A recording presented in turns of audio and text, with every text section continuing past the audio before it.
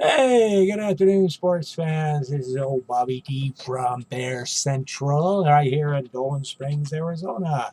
Last week we had really a lot of fun. Oh, yeah, Big Five wins. Chargers win, Bears win, 49ers lose, Arizona wins. What can I say? Should I go on? Seattle wins. Hey, we picked them all. We had them all 5-0. That's us right here, Bear Central in Dolan Springs, Arizona. Don't you forget it. But now, the thing that bothers me more than anything else is the power rankings. At least that's what they call them. If I had to rename them a name or whatever you want to call it, I would call them the dumpster rankings because this guy that picks for Fox Sports has no idea what he's talking about. Let me show you what I'm referring to. Okay, right here, Fox Sports, right on the internet. And as you can see, Seattle ranked number one. Still hot. Impressive win over Denver. How does he consider Seattle still hot? They were cooled off almost completely by the Chargers.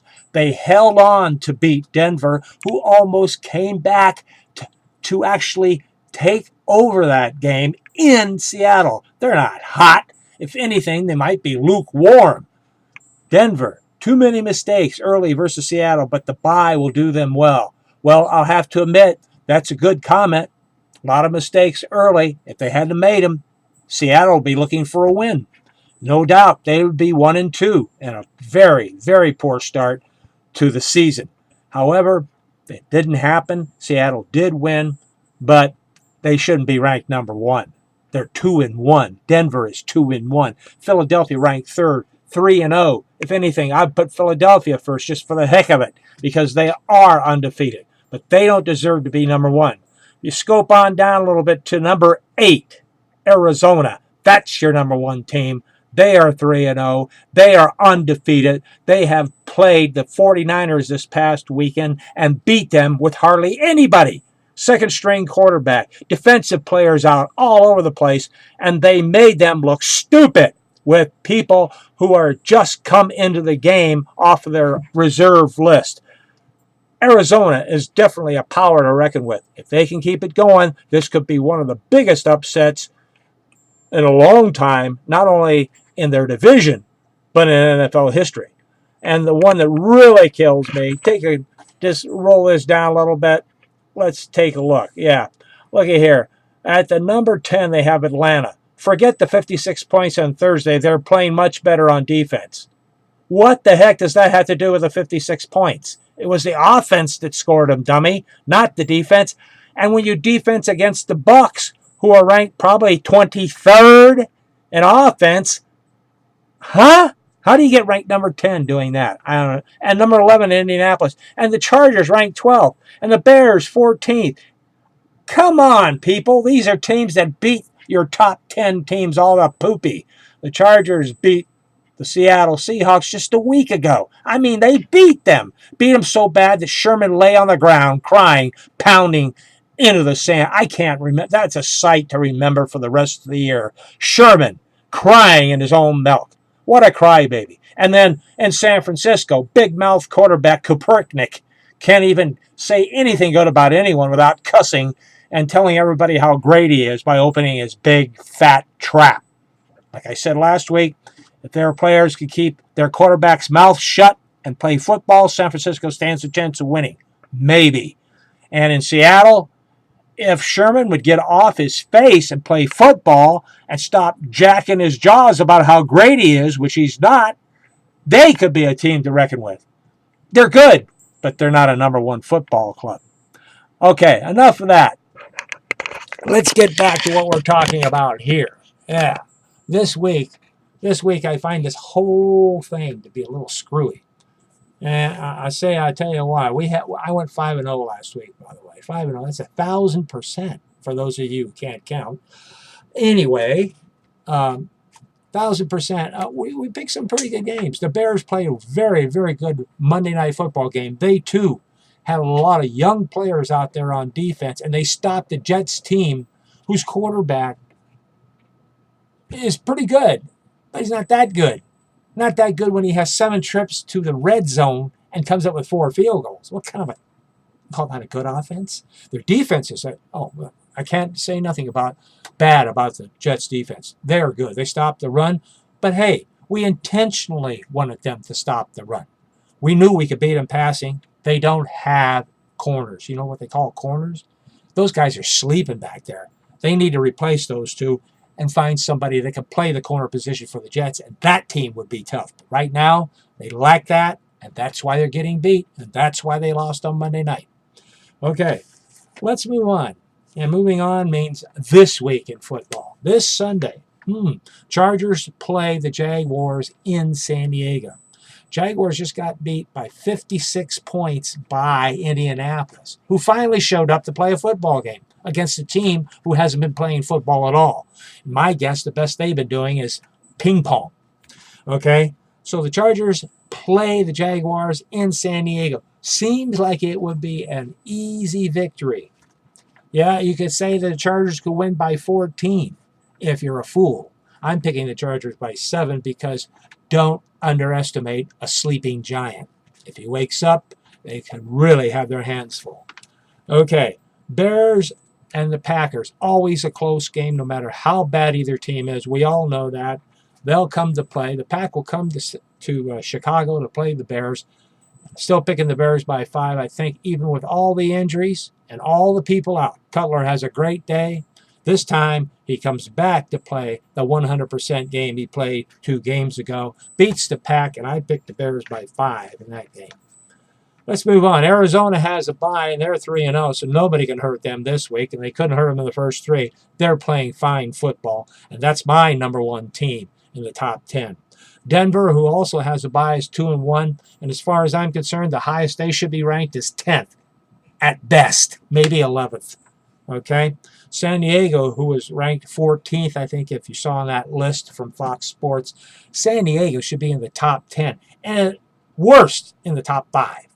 The top 5. Get it? 5. That's 5. Count. Hope that dude from the Fox Sports is watching this. 5. 1, 2, 3, 4, 5. Get it? Not 4, not 3, 2, or 1, but 5. Arizona's number 1. Seattle at best 3. At best 3. I'll give Seattle an edge over San Diego because they did play them in San Diego, and we all know how terrible San Diego is when they play on the road and how terrible Seattle is when they play on the road. Yes, I said they were terrible, but in retrospect, and looking at last week's game, they went into Buffalo on the road, thousands of miles away, and they smoked them. So, can't say that about San Diego, can you? No, I can't say it either. The only team you can say that about is Seattle. When they go on the road, P.U. No 12th man, no football team. They should rename that, not the 12th man, but how about why do we win? Or how about 12th man minus 1? How about Sherman's tank? Or, something dumb, because really, that 12th man stuff, wow, you make me cry.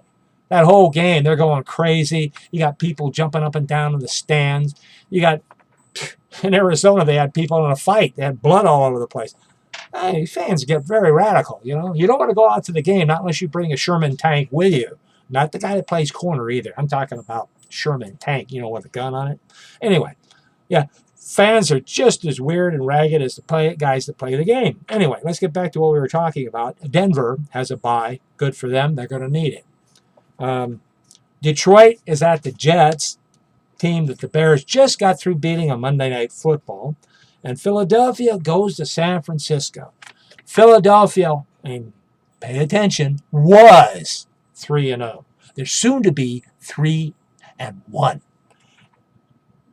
Oh, I have some doubters out there? No, Philadelphia is not a good team. They're a team that's in a division that's not good. Okay? You got Dallas, you got the Giants, you got Philadelphia, and then you got the Washington Redskins. Now, you name one of those teams that really wants to win that division, that has shown that they are dominant in that division, and I'll call you a liar because there isn't one. They're all loose and loose. I mean, come on. At best, when, Philadelphia is going to lose. That's all there is to it. San Francisco by 5 or more. San Francisco will win that game. It might bounce them back.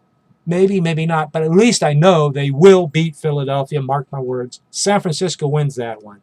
Detroit at the Jets. That's going to be a good, really solid game. Detroit has to be on their best to beat this team because defensively, they won't be able to run. They'll be able to pass.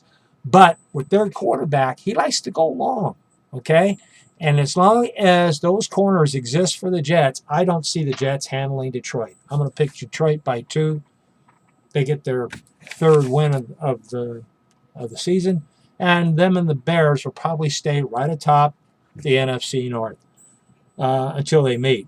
That's going to be a big game, too. Thanksgiving Day. Get ready, folks. We got the Bears and the Lions in Chicago. Woo-wee! Can't wait. It's going to be a good one. Great Thanksgiving dinner coming up, too. Anyway, that's my picks for this week. I don't see anything else that is evident here, except, again, I have to repeat, Seattle is not the number 1 team. They don't have the best defense in the NFL anymore. They're not as good as everybody was saying they were or what they thought they were. I'm glad they read their own clippings because that's the only thing that makes them good, including Sherman the Berman. Okay? And then you got, of course, Denver with their quarterback. Come on. Come on. We know his brother stinks. Look at the Giants. I mean, he goes out there, what does he throw? 3 or 4 interceptions a day every time he goes out to play a game. And then you got his big brother playing for Denver, who continues the family legacy of throwing interceptions. Now, if you guys remember their father, which I do, he played for the Saints. And the Saints were so bad when he played for them that they had to wear bags over their head. Now, you're going to tell me that he's a great quarterback? Come on! You got to be kidding. You know, like they say on any other sports program, you've got to be kidding. Come on, man. You know, what I got to tell you. Anyway, Bears win. Chargers win. We show Denver and Arizona taking a snooze because they have bye weeks. Detroit wins in a close one. I'd like to see the Jets win, but Detroit in a close one. Philadelphia loses to San Francisco. That's it, folks. That's the winners. I got batting 1,000 right now. Batting 1,000 again this coming Sunday. See it to believe it. Bear Central. You got it. We win them. You play them. Go Bears. Go Chargers. Yeah, right on.